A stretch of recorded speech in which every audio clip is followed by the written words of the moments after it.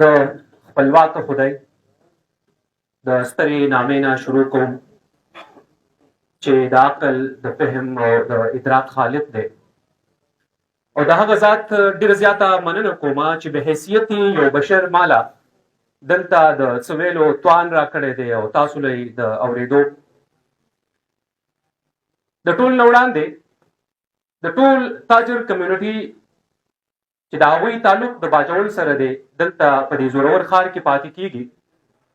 مونږه الخدمت فاونډیشن ته د اغوش په دې سنټر په دې پرانیسته باندې د ټول تاجر کمیونټي طرف نه د هغوی منتظمینو ته د هغوی رضاکارو ته د هغوی مجاهدو ته ډېره زیاته مبارکي وړاندې کوو چې هغوی د باجوړ په خاوره د باجوړ په زړه کې داسې د یو سنټر پرانیسته وکړه چې هلته به د یتیمانانو د غریبانانو په علم په شعور او د هغوی په روښانه سباون باندې کار کیږي. الله تعالی قرآن کې فرمایي تاسو زما سره قرض وکړئ، تاسو زما سره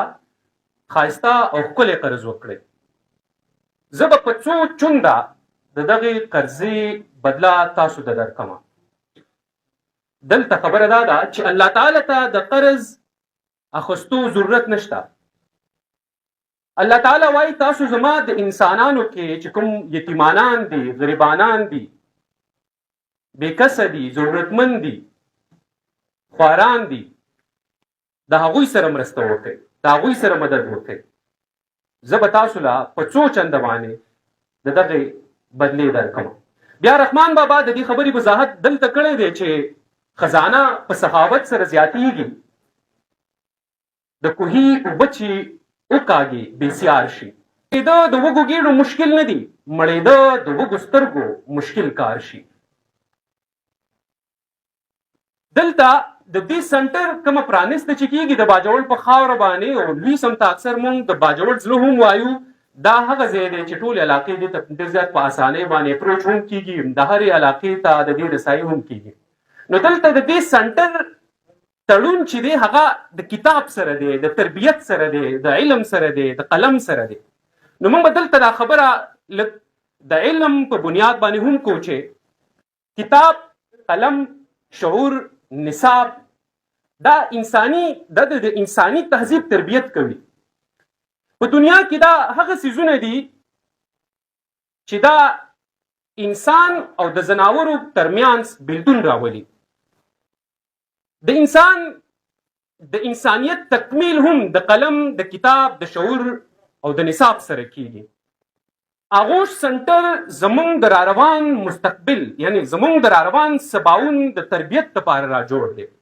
او دا په خصوصي توګه باندې ډېر زیات د خوشحالۍ خبره ده چې په اول ځل باندې د باجوړ په خاوره داسې سنټر کولاړېږي چې هلته به د یتیمانانو د علم، د کتاب، د قلم د هغې فکر کیږي، هلته به د هغې دپاره کار کیږي، خدمت به کیږي. د دې سره بله خبره زه تړمه چې د کتاب، د قلم، د نصاب، د شعور، د علم نه مونږ په یو حالات کې هم د هغې حیثیت نشو ختمولی، ځکه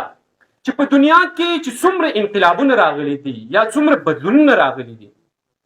نو د هغې بنیاد هم لیک او لوست دی. دلته د دې اغوش سنټر کې به د باجوړ د یتیمانانو لپاره څنګه چې تاسو ته معلومه ده په لسیزو زمونږ د باجوړ په خاوره باندې ترهګري تېره شوې ده، دهشتګردي شوې ده، د بارودو شور مونږ لیدلی دی، هلته جنګ شوی دی، هلته بلا ماشومان داسې یتیمان شوي دي. هغه یتیمان ماشومان به د اغوش سنټر راخلي، خپل سنټر ته به راولي او هلته به د هغوی تربیت کوي. دا زمونږ دپاره ډېره زیاته د سوکالۍ خبره ده، دا ډېر زیاته د خیر خبره ده. ما ته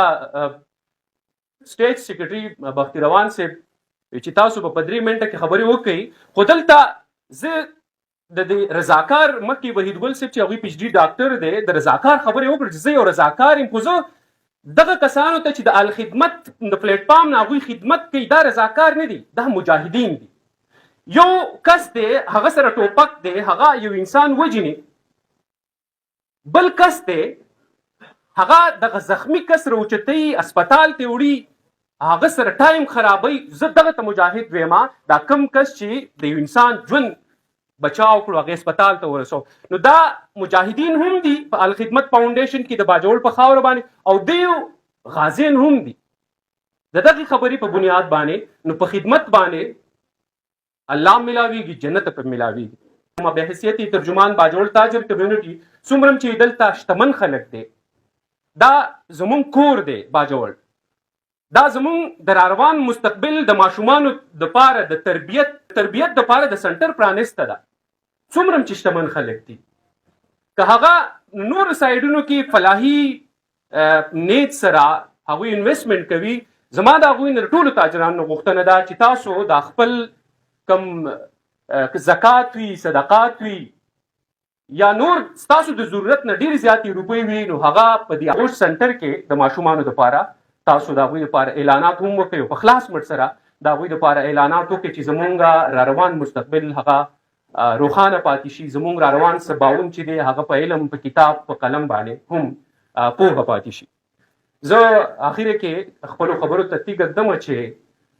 په دې شعر باندې چې لوبې د بېوسو په ارمان چېرته ونه کړئ، یقین وکړه ټول عمر به تاوان چېرته ونه کړئ. چې لوبې د بېوسو په ارمان چېرته ونه کړئ، یقین وکړه ټول عمر به تاوان چېرته ونه کړئ. او غټانو د میوو پوستکي مه ولئ کوڅو ته، جړه د خوارکي خو ماشومان چېرته ونه کړي.